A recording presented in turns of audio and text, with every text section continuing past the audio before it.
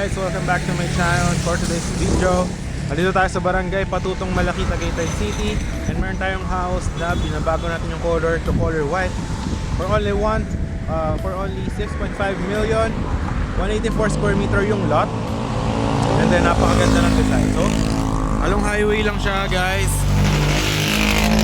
Ito yung mismong highway ng Tagaytay. Ano to?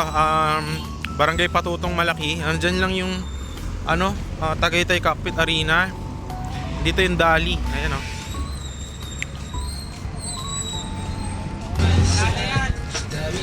Dito guys yung papunta sa bahay. Ayan yung landmark. Dali, Tagaytay Barangay Patutong Malaki. Andito lang yung bahay. Along highway lang. Ayan sakay ng mga tricycle. Ayan o. Diyan din yung babaan ng bus from PITX. Ayan.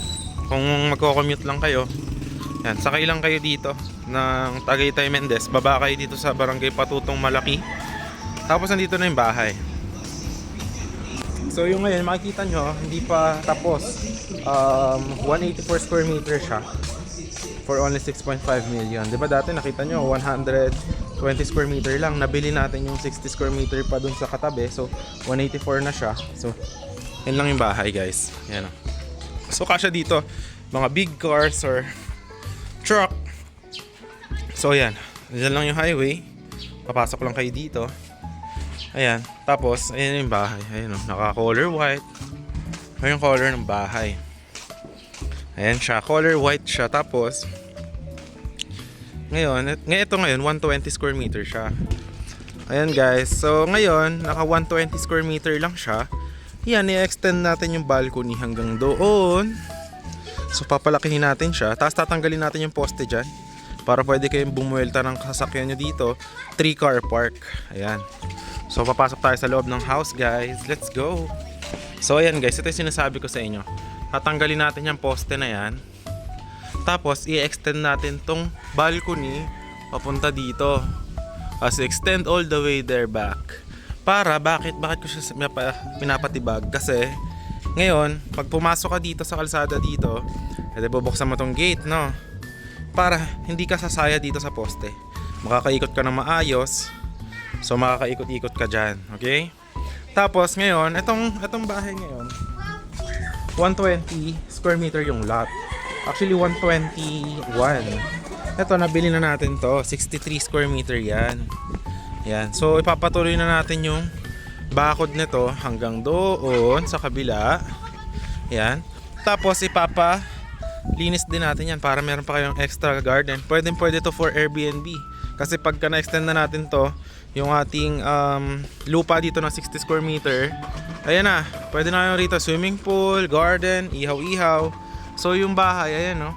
2-story siya. Ayan. Tapos may Meralco na rin to, may tubig na din. So, napakaganda kasi along highway lang siya, napakalamig ng weather. So, tara, papasok tayo sa bahay, guys. Ayan. So, ang color, kita nyo naman yung color ng house. Ayan, color, brown siya na light brown. Ayan.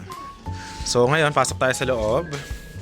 Ito yung ating metal na doors, no? So, talagang finabricate natin yan dyan. Walang kahoy dito. Sa buong house na to, guys, wala po tayong ginamit na kahit anong kahoy. So talagang metal siya pang matagalan.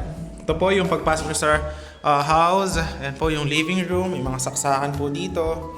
Ayan. Tapos naka windows para maaliwalas. Tapos syempre meron tayong room for the elderly. So dito guys, yung susi hindi ko nadala. Nakalak kasi ito ngayon dahil nandyan yung mga iba pang pintura.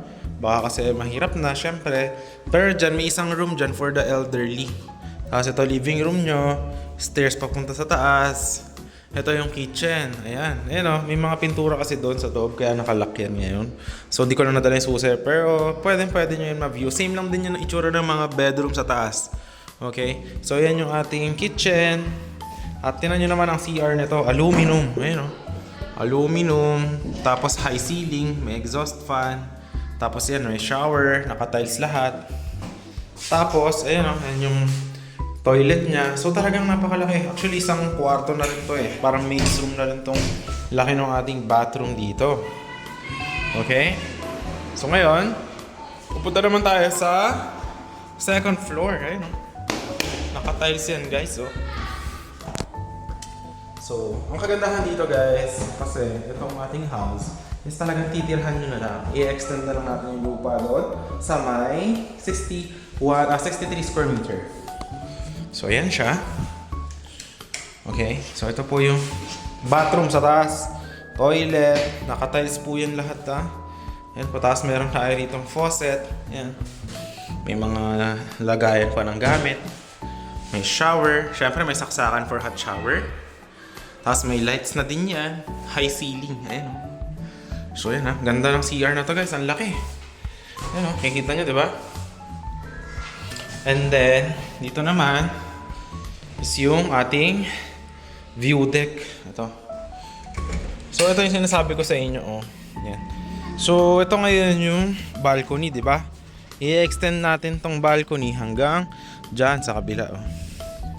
So yan. Isasama natin yun sa package. So, i-extend natin all the way there.